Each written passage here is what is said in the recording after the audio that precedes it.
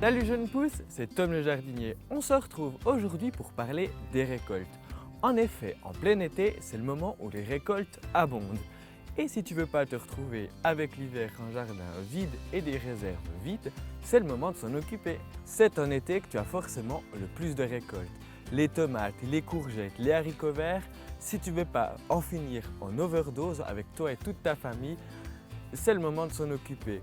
Et le bac du réfrigérateur, ça va un moment, mais on va pas en manger jusqu'à plus en pouvoir. J'ai quelques méthodes de conservation pour la longue durée. Par contre, j'ai complètement banni la stérilisation. Je trouve que ça change trop le goût et ça enlève toutes les bonnes propriétés de mes légumes. On va quand même pas gâcher tout ce qu'on a fait pousser pour se retrouver avec des légumes un peu inertes, non? Pour l'ail, l'oignon et les échalotes, d'abord je les récolte et je les laisse sécher sur place pendant 3 jours de grand soleil. Ça permet à toutes les peaux que tu pourras retirer d'être sèches et d'éviter que tu ramènes de la terre dans ta maison. Évite aussi de les conserver à la cave, il fait souvent trop humide et l'air est stagnante. L'huile est aussi un excellent moyen de conserver ses récoltes. Bien sûr pour les aromatiques, mais par exemple pour les petites tomates, les courgettes et les aubergines, ça apporte un petit plus avec une bonne huile d'olive par exemple. Pour les légumes racines, j'opte pour le sable. C'est un bon moyen de les conserver durant tout l'hiver et de pouvoir les récolter et en consommer pratiquement jusqu'au printemps suivant.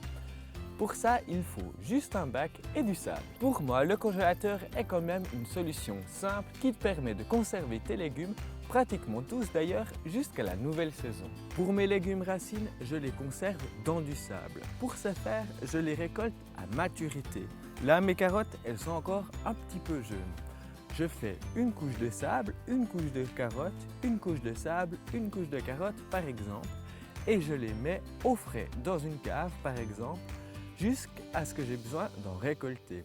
Tu verras, cette méthode est magique et elle te permet d'avoir d'excellents résultats. Tu peux consommer tes légumes pratiquement jusqu'au mois de mai l'année suivante. Un autre moyen de conserver tes légumes, c'est l'huile. Pour ça, tu as 2 techniques. La première, c'est le vinaigre. Tu fais bouillir du vinaigre et tu passes dedans tes légumes 1 à 3 minutes en fonction de la nature de ton légume. Ou alors tu les fais juste griller par exemple sur une plancha ou dans une poêle et tu remplis tes bocaux. Ensuite, il faut que tu aies 2 cm de plus dans ton bocal pour pouvoir combler avec de l'huile. Comme ça, tu as une conservation assurée. Le meilleur moyen de conserver tes haricots, c'est soit les sécher, soit les mettre à congeler. J'ai une méthode ultra facile pour ce faire. Quand je les congèle, je les bouillis d'abord pendant 1 à 2 minutes dans l'eau bouillante. Je les passe ensuite juste à l'eau gelée pour conserver leur belle couleur. Je les essuie ensuite sur un torchon propre afin qu'ils ne soient pas pleins d'eau quand je vais les congeler. Maintenant qu'ils sont secs, je les mets dans des cornets de congélation et hop, au congélateur. Tu peux les conserver ainsi très facilement jusqu'à l'année prochaine, tes prochaines récoltes.